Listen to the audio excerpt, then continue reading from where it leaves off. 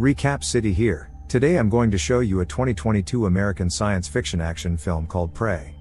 Major spoilers ahead, sit back, relax and be entertained. The movie opens up in 1719, with a young woman named Naru. She dreams of becoming a great hunter just like her brother Tabe. On a fateful morning, she takes her dog Sari to go hunting. While trying to hunt down a deer, a thunder noise from the sky alerts the deer as it escaped.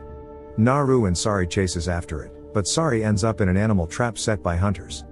She goes over to rescue Sari and then applied medicine to its wound. As she was treating up Sari, she noticed the thunder rumble again and then climbs a hill to check it out. But she couldn't really understand what was happening. The next scene switches to Naru and her brother. While Naru was trying to hunt down a bird, her brother, Tabe, tells her the story of his first katamiya. When he noticed Naru wasn't really listening, he takes down the bird she was trying to hunt. Naru then tells him that she saw something in the sky that morning and she thinks it's a thunder bird. She then go on to tell him that she is ready for her katamiya, a hunting test.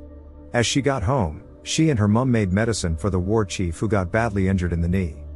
Her mum then tells her that there are so many other things she could do aside hunting. But Naru insisted that she wanted to hunt, so she would prove everyone wrong. As they were conversing, her brother walks in with the bird he had killed earlier. Naru's mom then tell her to go get some orange tatsuya for the medicine. Meanwhile, a spaceship had dropped off a deadly-looking predator. After Naru had returned from plucking the orange tatsuya, she meets her brother with the rest of the warrior clan. Her brother Tabe tells her that a lion had gotten one of them, Puhi, and they were all going to save Puhi. As they left, Naru followed the warriors. They caught her in the woods. She then tells them that she wanted to join them in the mission.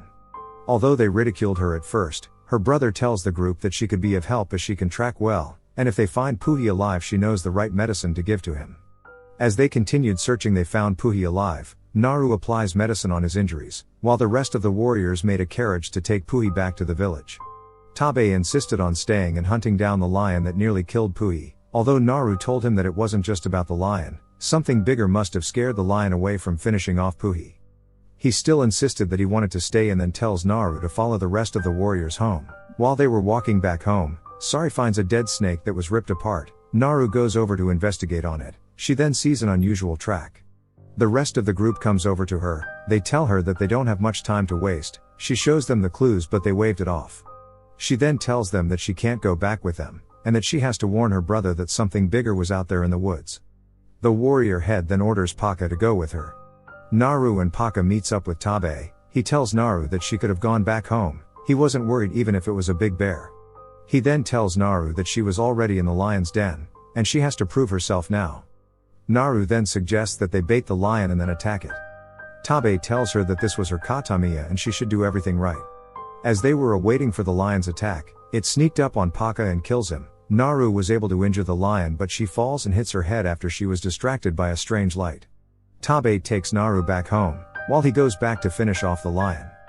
As Naru regained consciousness and was receiving treatment from her mother, Tabe arrives with the dead lion. His heroic and brave deeds made him the new war chief of the village. Although Naru still wasn't convinced that they were safe, she tells Tabe that they can't be celebrating while the real threat is still out there. Tabe tells her that she shouldn't go hunting and she had to give it a rest. Convinced that there was still something dangerous out there, Naru heads out secretly the next morning with Sari to hunt down the beast. Meanwhile, the predator had killed a wolf for trying to prey on a rabbit. The predator is revealed to be a fearful, vicious beast advanced in technology. Naru, all alone in the wood, makes weapons herself and other to hunt down the beast. She comes across a herd of skinned bulls. She also noticed a tobacco. Everything seems strange to her. She tried to catch up with Sari. She falls into a muddy pit, almost about to swallow her up. She uses her weapon to escape. While washing herself up in a river, a grizzly bear attacked them. It chases after Sari. Naru tried to rescue Sari but she was attacked also. She gets cornered by the bear. As it was about to eat her up, the predator appears and kills the bear. Witnessing this, Naru escaped underwater. As she got to a safe place, she meets up with the other warriors, who tells her that her brother had told them to bring her back and he was searching for her on the other side. She tells them that she had found the beast but they laughed at her. They beat her up and then tied her down. She warned them that there was something out there and it was dangerous but they wouldn't listen. Suddenly they heard noise amidst the trees. The leader of the group goes over to check it out. As he got there, they noticed lasers pointing towards him. The predator then kills him firing an advanced arrow. Naru begs the rest of the crew to cut her loose, but they told her to stay down while they go fight off the predator. The predator brutally kills all the warriors. Naru manages to cut herself loose. The predator noticed she was trying to escape and then chased after her. Naru was saved by a warrior. He tells her to lie low, so the predator won't see them. But when she noticed the predator already had eyes on them, she began running again. The predator caught up with the warrior and then butchered him. Naru falls into a foothold trap. Although the predator caught up with her, he still let her be when he noticed she was no longer a threat. The French Comanche who had set the trap for Naru came out with their guns. They then lock up Naru in a cage. Raphael, their translator who speaks different languages, then asks Naru what she saw. He goes on to tell her that the predator was a hunter and she should be helping them. When Naru refused to say anything, their leader brings out Tabe, Naru's brother. It was revealed that the Frenchman also captured Tabe. He then tortures Tabe with a knife, and ties the siblings to a tree as bait for the predator, while the French Comanche waits to ambush. As the French warriors were waiting for the creature to feast on the siblings, the predator ambushed them and massacred the entire warriors present. He fight them with advanced weapons. They weren't no match for him as he was stronger, faster, and smarter. Naru and her brother managed to set themselves free by using an old escape trick. After they had escaped, Naru goes over to the French camp to save her dog Sari. She fights off the remaining French Comanche and rescued her dog. As she was treating herself up, an injured Raphael then begs her for medicine and treatment. He taught Naru how to use his pistol in exchange for medical treatment.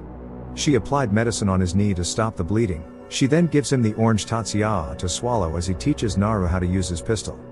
The predator then arrived at the camp. Left with no other choice, Raphael played dead, while Naru hid herself. Naru got to find out that the predator couldn't see Raphael who was playing dead.